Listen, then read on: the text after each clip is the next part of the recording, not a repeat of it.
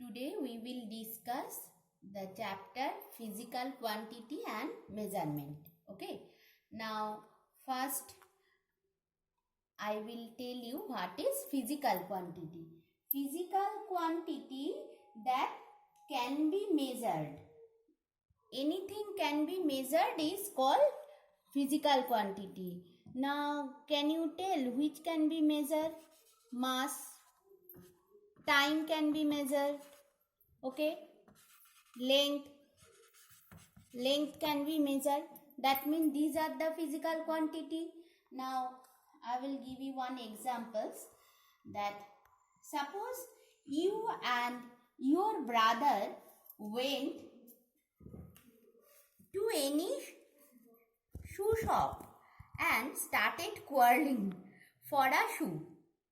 After a moment, the shopkeeper informed you that it did not fit in any of your foot. What did they measure here? The length of your foot. That means what you have understood? That they have measured here length, the physical quantity length. Okay. Now similar way you can measure time also. How can you measure time? Can you give any example? That means suppose you are watching TV for a long time. If I will ask you how long you are watching TV, your answer is 1 hour. Means 1 hour I am watching my favorite cartoon Motu Patlu. Okay, that means time is 1 hour. Okay, you have measured what I have measured here? Time. Time is another physical quantity which can be measured. Okay, mass. Okay, now mass. Now already I had asked you that whose mass is more, Motu or Patlu? Yes, your answer is correct. Motu's mass is more compared to Patlu. That means Motu's mass is more compared to Patlu's. That means mass can be measured. Mass also another physical quantity. Okay, that means which can be measured is called a physical quantity. But in physical quantity there are two divisions. One is your fundamental physical quantity. Fundamental physical quantity, and another is your derived physical quantity. Derived physical quantity. That means physical quantities are two types, fundamental and derived. Fundamental physical quantities means what? Basic physical quantities that do not depend upon other quantities.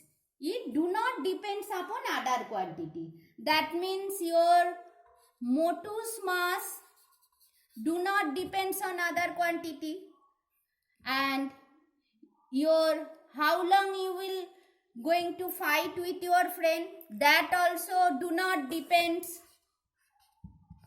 That means time also fundamental comes under fundamental physical quantities, and length also do not depends on any other quantity. That means mass, time, length, etc. comes under fundamental physical quantity because it do not depends on other.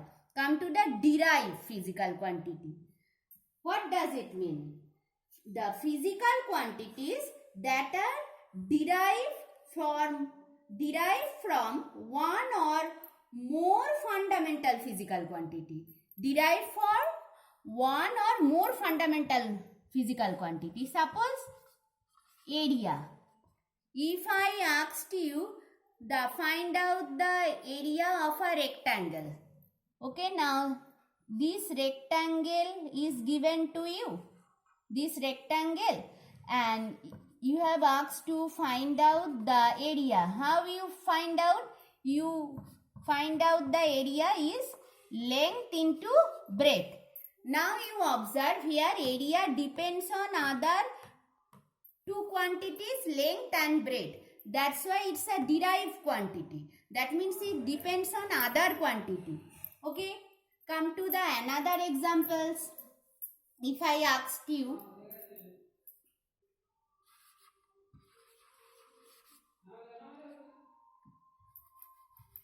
now if now that another you take any other example, suppose speed. What is speed? Speed is distance by time. Speed, how you calculate speed? Distance by time. That means here you have to calculate length and time also. That means it depends on length as well as time. That's why it's a derived physical quantity. Okay. Now come to the measuring of physical quantity. Measuring of physical quantity. Okay.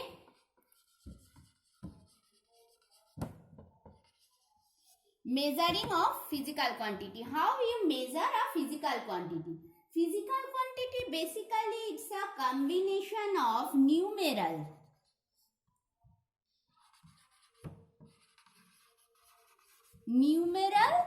and also unit. It's a combination of numeral and unit. Suppose if I asked you that what is the length of your pencil box, you told me, miss, it's a 20 centimeter. Length of my pencil box is 20 centimeter. Which one is your numeral? 20 is numeral here, and which one is your unit? Centimeter is the unit. That means it's a 20 times of unit centimeter. It's a 20 times of unit centimeter.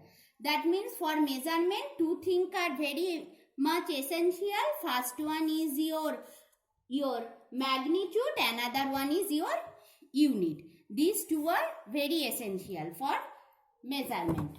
Okay. Now come to the next point. In past, different units were used to measure length, mass and time in different countries. The following three systems of unit were used. Number one is your CGS. Number two is your FPS. Number three is your MKS. CGS here length measure in centimeter and mass measure in gram and time measure in second. And FPS here length measure in feet, mass in pound and time also same in second. Time in second. MKS here length measure in meter and next is your mass measure in kg and time measure in second. Okay. Now what happened that during the 20th century, the MKS system became more popular than CGS system.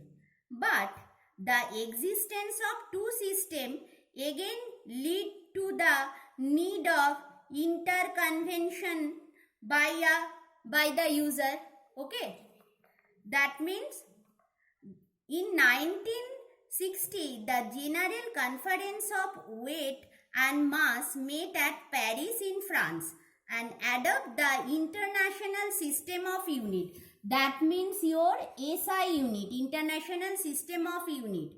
Okay, that now we are using the International System of Unit. In SI unit, mass is measured in meter, and your length is measured in meter. In SI unit, it's a universally accepted unit. Length is measured in meter, mass is measured in kg, and time in second. Okay, it's a internationally accepted unit. And there are some guidelines also. How you write? When you use SI unit, there are some guidelines. If you use any scientist name in word, suppose Newton, then its first letter must be small. Newton. Don't take capital. That means if you take N capital, then it's wrong. If you write in word, but if you used only one letter, then it must be capital. For Newton, it's the name of a scientist. If you used one letter, then it must be capital. Come to second rule. Suppose you are taking any unit, then meter you write like this, kilometer like this, millimeter like this, and centimeter like this. All are in small letter. Okay. Come to number 3. That means when you are using more than one letter, Pascal. Now take one example of Pascal. It's the name of a scientist. I am taking 2 letters. Then first one must be capital. First one must be capital. Second one small. Okay. Now last one. If you take any small unit, that means which is smaller than kilo, then it is small in letter. Suppose milligram, it is small, mg, but it is greater than kilo, that means megawatt, both will be capital. Okay, that means for it is smaller than kilo, then both will be small letter, and if it is greater than kilo, that means megawatt, then both will be capital letter. Thank you.